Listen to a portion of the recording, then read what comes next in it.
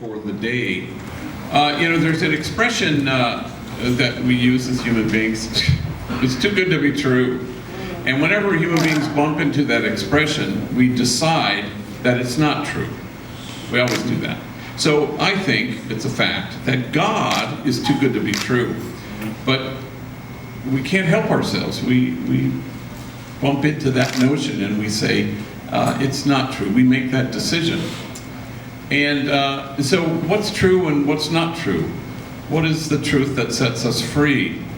I was calling a homie on a Saturday morning at 10, and I needed to get in touch with him, and no answer. So I called him again at 2 in the afternoon, and he picks up.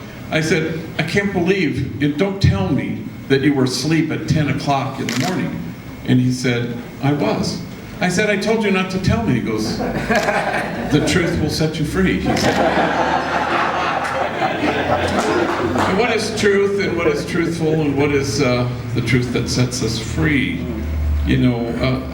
If your little daughter shows up and hands you a painting, and you look at it and you say, what is this, Mika? And she says, well, it's a tree with a whole bunch of leaves, but it looks like vomit, You don't have to hand it back to her and say, hey, come back when it looks like a tree.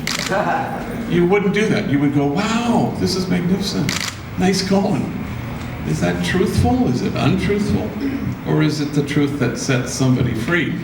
So I had 13 events in 5 days at Duke University, and one of the events was an evening thing with Iraqi refugee teenagers, along with their Duke University mentors.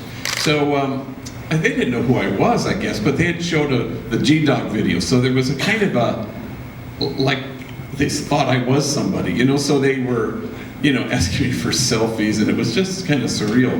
And these poor kids who had suffered and now were trying to accommodate themselves to this new land, And their English was pretty good. So we sat in a circle, it was mainly just Q&A, and so the guy next to me, a 17-year-old, something of a leader, he had a question. He said, why did you decide to work with gang members? So I answered that question as best as I could, and then there were a couple more questions, and then, yes, sir.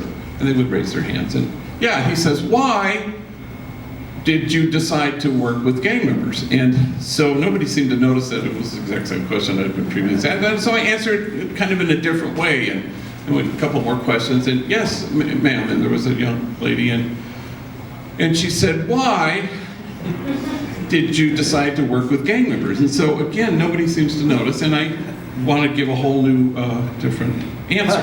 So then we got a few more questions, and then there was this little guy who was sitting right next to me. And he was not even a teenager, he was probably 12, and very nervous, and he goes like this. And I said, yes.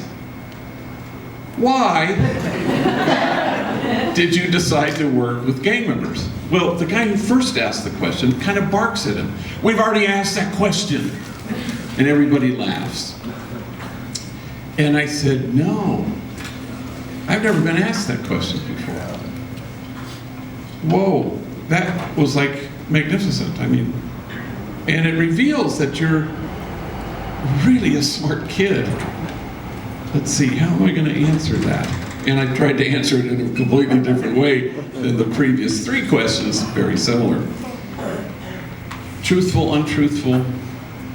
All I know is he sat tall in his chair because he discovered a nobility that he didn't know was there.